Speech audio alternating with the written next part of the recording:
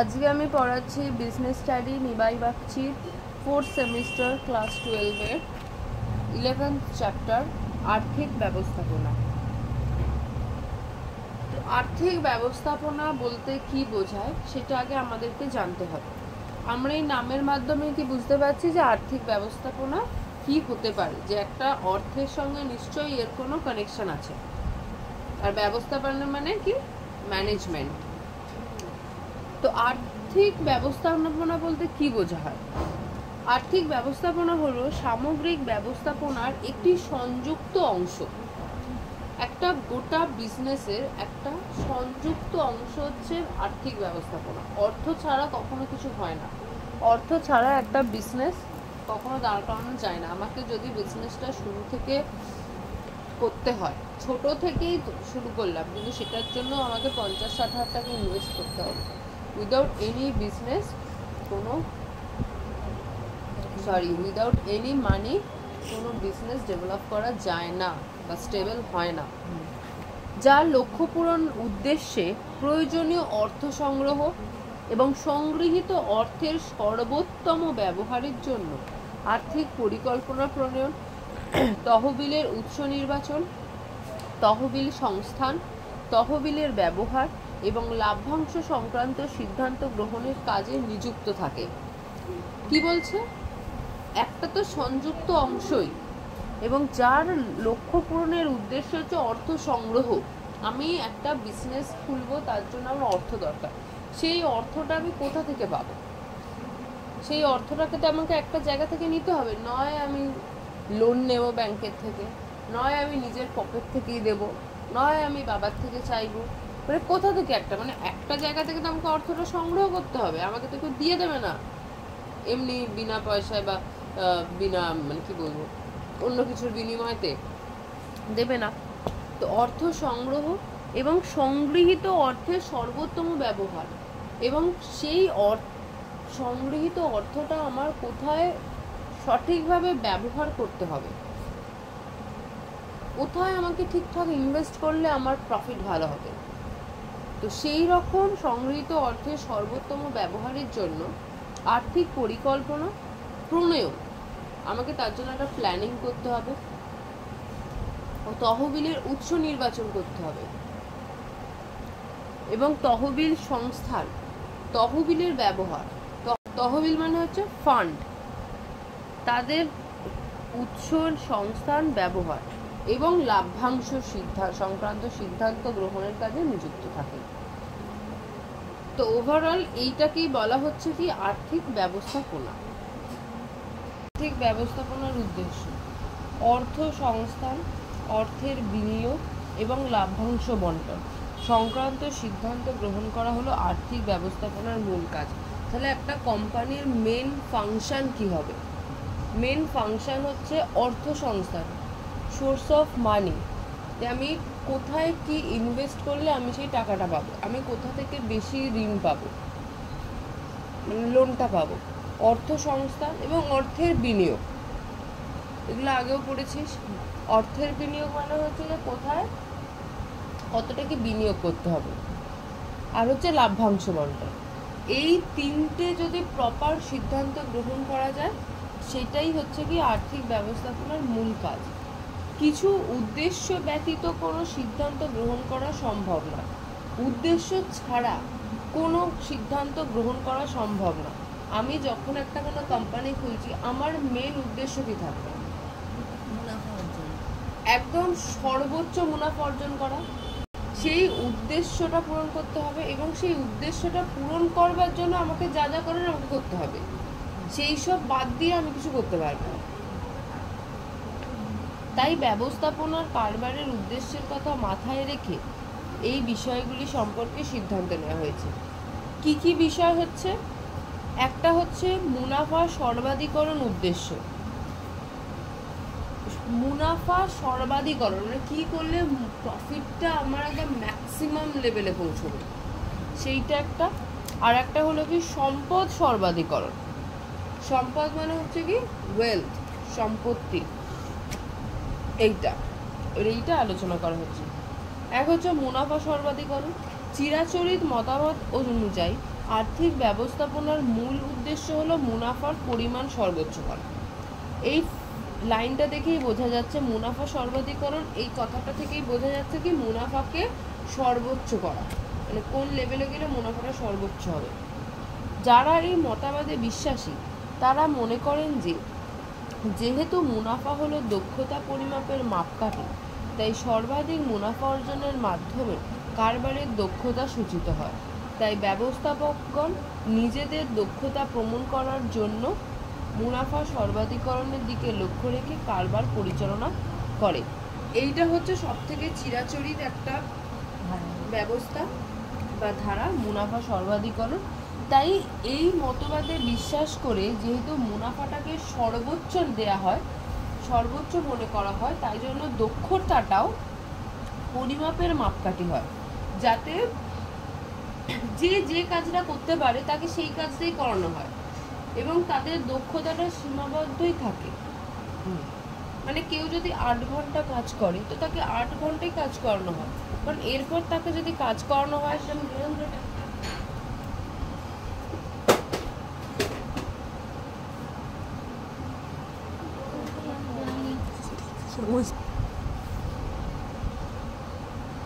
তাহলে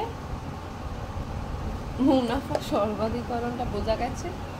হ্যাঁ, এবার হচ্ছে সম্পদ সর্বাধিকরণ। সম্পদ সর্বাধিকরণ কি? সম্পদ সর্বাধিকরণটা হচ্ছে আধুনিক মতবাদ।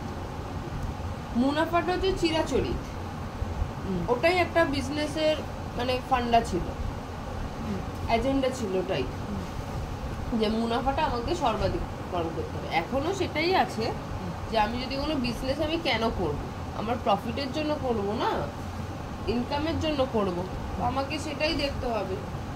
আর একটা হচ্ছে কি সম্পদ সর্বাধিকরণ। সম্পদ সর্বাধিকরণটা হচ্ছে আধুনিক মতবাদ। আধুনিক মতবাদ অনুযায়ী আর্থিক ব্যবস্থাপনার মূল উদ্দেশ্য হলো সম্পদ সর্বাধিকরণ। এখানে সম্পদ বলতে শেয়ার হোল্ডারদের বিনিয়োজিত সম্পদ বোঝায়। বিভিন্ন কোম্পানিতে যে শেয়ার হোল্ডার আছে তারা কোম্পানিতে যেসব বিনিয়োগ করছে সেইটা কোম্পানির কাছে অ্যাসেট, সেইটাকেই বোঝায়। মানে বিনিয়োগকারীরা যেটা দিচ্ছে কোম্পানিকে সেটাই হচ্ছে সম্পদ সর্বাধিকরণের মধ্যে ধরা হচ্ছে। যে প্রকল্পে বিনিয়োগ করার জন্য শেয়ার বিলি করা হয় সেই প্রকল্পের নিট বর্তমান মূল্য সর্বাধিক হলেই শেয়ার হোল্ডারদের পরিমাণ সর্বাধিক হয়। বুঝতে পেরেছিস? না, যে প্রকল্পে বিনিয়োগ করার জন্য শেয়ার বিলি করা হয়, এইরকম অনেক প্রকল্প আছে বা প্রজেক্ট আছে যেগুলো বিজনেসম্যানরা করে, সেইখানে তো বিভিন্ন শেয়ার হোল্ডাররা থাকে, তারা ইনভেস্ট করে।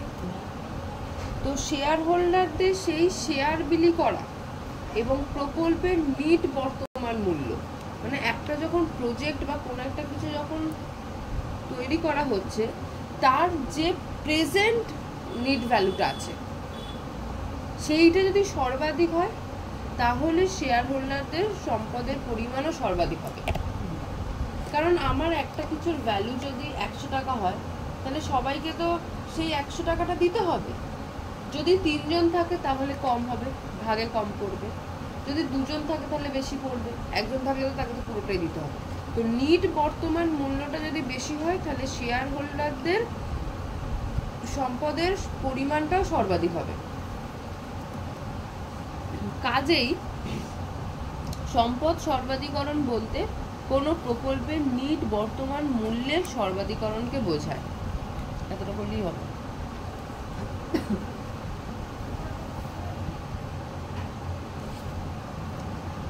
আচ্ছা, নিট বর্তমান মূল্য আমাদের কি করে ক্যালকুলেট করা হয়, এটা একটা ফর্মুলা আছে, এইটা দেখতে হবে। এটা তো জানি না, AN। উপরোক্ত দুটি মূল উদ্দেশ্যের সঙ্গে আরো কতগুলি সাধারণ উদ্দেশ্য জড়িত আছে। এই দুটো হচ্ছে মেন। এছাড়াও আছে কি কারবারের প্রয়োজনীয় অর্থ সংস্থান করা, তহবিলের নিরাপত্তা, তারল্য মিন্স লিকুইডিটি ও মুনাফা যোগ্যতার পরিপ্রেক্ষিতে সুষ্ঠু আর্থিক নীতি প্রণয়ন করা, বিনিয়োজিত তহবিলের প্রতিদান হিসেবে ন্যায্য হারে মুনাফা অর্জন করা, প্রতিষ্ঠানের অন্যান্য বিভাগের সঙ্গে অর্থ বিভাগে কার্যাবলীর সুষ্ঠু সমন্বয় সাধন করা। বুঝা গেছে? এগুলো একই লেখা আছে, এখানেগুলো এখানে ছাপিয়ে দিয়েছি। এখানে আমাদের একটা কোয়েশ্চেন আছে, এই যে অনুশীলনীতে, মুনাফা সর্বাধিকরণের উদ্দেশ্যে পক্ষে যে কোনো যুক্তি দাও, আবার বিপক্ষে যে কোনো তিনটি যুক্তি দাও, আবার সম্পদের ক্ষেত্রে পক্ষে তিনটি দাও, এই রকম।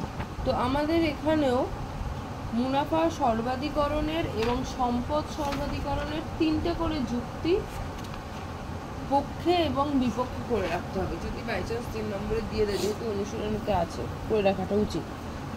আচ্ছা, পক্ষে যুক্তি কি? এগুলো খুব ছোট ছোট। প্রথমত, যেহেতু প্রত্যেক কারবারি প্রতিষ্ঠানের মূল লক্ষ্য হলো মুনাফা অর্জন করা, তাই প্রত্যেক কারবারের লক্ষ্য হওয়া উচিত সর্বাধিক মুনাফা অর্জন। এটা খুব কমন পয়েন্ট, এটা মনে রাখা খুব ইজি। দ্বিতীয়টা কি দিয়েছে? দ্বিতীয়টা দিয়েছে, এটাও খুব ছোট, মুনাফা হলো ব্যবস্থাপনার সাফল্য এবং দক্ষতা পরিমাপের মাপকাঠি। অবভিয়াসলি যে বিজনেস যত প্রফিট করবে, যত গ্রো আপ করবে তাড়াতাড়ি, তাহলে কি সেখানে যারা কাজ করে তাদের দক্ষতা, তাদের সাফল্য সব কিছুকেই একটা বিবেচনা করতে হয়, কিন্তু আমরা সেটা আনফর্চুনেটলি করি না। তাই মুনাফা সর্বাধিকরণ প্রমাণ করে যে প্রতিষ্ঠানটি সফল এবং দক্ষভাবে পরিচালিত হয়। একটা কোম্পানিকে গ্রো আপ করতে গেলে বা সর্বোচ্চ প্রফিট করতে গেলে ঠিক সেই রকম ভাবেই তাকে পরিচালনা করতে হয়। কোম্পানিকে প্রপার ম্যানেজমেন্ট থাকলে তবে এগুলো হয়, নয়তো হবে না। আর একটা কি, চতুর্থ পয়েন্টটা ছোট আছে, মুনাফা হলো কোনো প্রতিষ্ঠানের উন্নয়ন ও সম্প্রসারণের জন্য প্রয়োজনীয় অর্থ সংস্থানের মূল উৎস। তাই যাতে প্রতিষ্ঠানের সম্প্রসারণ ও উন্নয়ন সম্ভব হয়, তার জন্য প্রত্যেক প্রতিষ্ঠানের লক্ষ্য হওয়া উচিত সর্বাধিক মুনাফা অর্জন করা। মুনাফা হলো কি কোনো প্রতিষ্ঠানের উন্নয়ন এবং সম্প্রসারণের জন্য প্রয়োজনীয় অর্থ সংস্থানের মূল উৎস। সম্প্রসারণ মানে কি? বাড়ানো, কোম্পানিটাকে আরো বাড়ানো। আমার যদি প্রফিট হয়, আমি সেই প্রফিটের কিছু অংশ সেভিংস করলাম এবং কিছু অংশ আমি সেই কোম্পানিকেই আবার ইনভেস্ট করলাম, যাতে সম্প্রসারণটা হয়, যাতে কোম্পানিকে আরো বড় করা যায়। কোনো কোম্পানি তো বড় থেকে শুরু হয় না, সব কোম্পানি একটা ছোট জায়গা থেকে শুরু হয়। তো তারা বড়টা করে কি করে? তারা নিজের পকেট থেকে টাকা দেয় না, তাদের যে প্রফিটটা হয় সেই প্রফিটের কিছু শতাংশ বা কিছু রেশিওতে ভাগ করে যে অ্যামাউন্টটা হচ্ছে, সেইটাকে ওরা সেই কোম্পানিতে ইনভেস্ট করছে বাড়ানোর জন্য, যাতে আরো ডেভেলপ করা যায়। তাই যাতে প্রতিষ্ঠানের সম্প্রসারণ ও উন্নয়ন সম্ভব হয়, যদি কোম্পানি সম্প্রসারণ হয়, তাহলে তার কি কোনো একটা কোম্পানি কোনো একটা প্রোডাক্ট তৈরি করে, সে একটা মেশিন দিয়ে শুরু করলো, একটা ছোট জায়গা, একটা ছোট্ট মেশিন দিয়ে শুরু করলো। সে একদিনে হয়তো 500টা প্রোডাক্ট তৈরি করছে, 500টা শিশি হোক, কৌটো হোক, যাই হোক, সে তৈরি করছে। এবার সে ওটা বিক্রি করে বা মার্কেটে দিয়ে যারা ওর থেকে নেয়, সেখান থেকে যে প্রফিটটা হলো, ওই প্রফিটের কিছু অংশ দিয়ে দিয়ে দিয়ে দিয়ে ও আর একটা সেম মেশিন অর্ডার করলো। একই মেশিন অর্ডার করার পর কি হলো, একটা যদি 500টা করছে, কত বললাম? 500 বললাম, 500টা করছে, তাহলে ওটা কত করবো? ওটাও যদি 500 করে, 1000টা হচ্ছে। এই করে করে করে কি ও বাড়াচ্ছেও প্লাস উন্নয়নও করছে। তার জন্য প্রত্যেক প্রতিষ্ঠানের লক্ষ্য হওয়া উচিত সর্বাধিক মুনাফা অর্জন করা। ক্লিয়ার? এই 3টে পয়েন্টই করবি, ভুললে বানিয়ে লিখে দিবি। বিজনেস হচ্ছে এমনই, পয়েন্টটা যদি ঠিকঠাক মনে রাখা যায়, এই এত কিছু পড়ে ঠিক একটা দুটো পয়েন্ট আরামসে বানিয়ে লেখা যায়। তবে বানিয়ে লেখা মানে বিজনেসের ভাষায় বানিয়ে লিখতে হবে, যাতে এমনভাবে তুমি বানাবে যাতে বুঝতে না পারে যে খাতা দেখছে যে তুমি হাবজি কুবজি নিয়ে বানিয়ে লিখেছ। এটা হলো আমাদের পক্ষে। এবার বিপক্ষে কি? তাহলে পক্ষে আমরা কি কি পয়েন্ট করলাম? একটা হচ্ছে একদম ন্যাচারাল পয়েন্ট, যেটা মুনাফা অর্জন করা, এবং তাই প্রত্যেক কারবারের লক্ষ্য হওয়া উচিত সর্বাধিক মুনাফা অর্জন করা। এটা একটা কমন পয়েন্ট।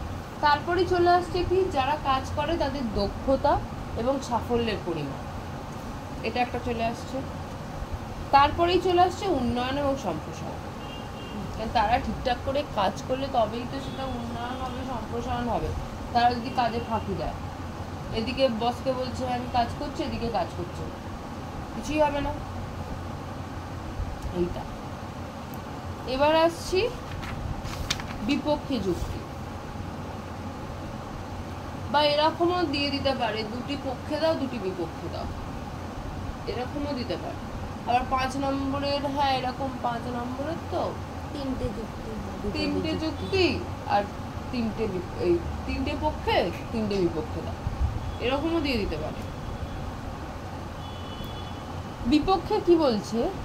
পক্ষেটা খুব ইজি হয় বলা, লেখা। বিপক্ষেই লেখাটা সমস্যা হয়, বেশি লেখা এই ছোট ছোট পয়েন্টগুলোই পড়া উচিত। আছে, খুঁজে আমি বার করেছি। এই সবার ফার্স্টে এই পয়েন্টটা। 7 নম্বরের পয়েন্টটা হবে প্রথমে, যদি সমস্ত প্রতিষ্ঠানের লক্ষ্য সর্বাধিক মুনাফা অর্জন করা হয়, তবে তাদের মধ্যে অপ্রত্যাশিত ও অবাঞ্ছিত প্রতিযোগিতার সৃষ্টি হবে, যা সমাজের পক্ষে খুবই ক্ষতিকর। তাহলে কি বলছে? যদি সমস্ত প্রতিষ্ঠান, আমার পাড়ায় 4টে বিজনেস আছে, 4টে লোকের, 4টে লোকই যদি নিজেদের কম্পিটিশন করে, মানে এরকমও তো অনেক বিজনেস আছে যে একই প্রোডাক্ট নিয়ে অনেকে বিজনেস করছে। এই যে নারকেল তেল তৈরি হচ্ছে, কেউ তো একজন নারকেল তেল তৈরি করছে না, অনেকগুলো মানে বিজনেসম্যান আছে তারা নারকেল তেল তৈরি করছে। এবার সবাই যদি ভাবে যে মুনাফাটা সর্বাধিক করবে, সেটা তো হয় না। তাই অতিরিক্ত মুনাফা অর্জন করা বা সর্বাধিক মুনাফা অর্জন করার পরে তাদের মধ্যে কি অপ্রত্যাশিত ও অবাঞ্ছিত প্রতিযোগিতা সৃষ্টি হবে, যেটা সমাজের পক্ষে ভালো না। এইটা দ্বিতীয় পয়েন্ট হবে। মুনাফা সর্বাধিকরণ কারবারের উদ্দেশ্য হলে মুনাফার পরিমাণ যতই বাড়ুক না কেন, কারবারিরা আরও অধিক মুনাফা অর্জনের চেষ্টা করবে, কারণ মুনাফার কোনো অন্তিম পরিমাণ নেই যাকে সর্বাধিক বলা হয়। তাই এই লক্ষ্য কোনোদিনই পূরণ করা সম্ভব নয়। তাই তো আমি আজকে 50 টাকা রোজগার করলাম, আমি কালকে 60 টাকা রোজগার করলাম, কাল পরের দিন আমি 70 টাকা রোজগার করলাম। যখন দেখছি যে আমি প্রত্যেকদিন 10 টাকা 10 টাকা 10 টাকা 10 টাকা করে বেশি রোজগার করছি, তখন আমার নিজের কি মনে হবে যে আমি আরো করব, যাতে আমার 10 টাকার বদলে 15 টাকা ইনকাম হয়, 15 টাকার বদলে 20 টাকা ইনকাম হয়। মানে কি, আমার আশা বা এ করার কোনো শেষ নেই। আমি সবসময় চেয়ে যাবো যে বেশি হোক বেশি হোক বেশি হোক। তো এটাই এখানে লিখেছে যে মুনাফা সর্বাধিকরণ কারবারের উদ্দেশ্য হলো মুনাফার পরিমাণ যতই বাড়ুক না কেন, কারবারিরা চায় কি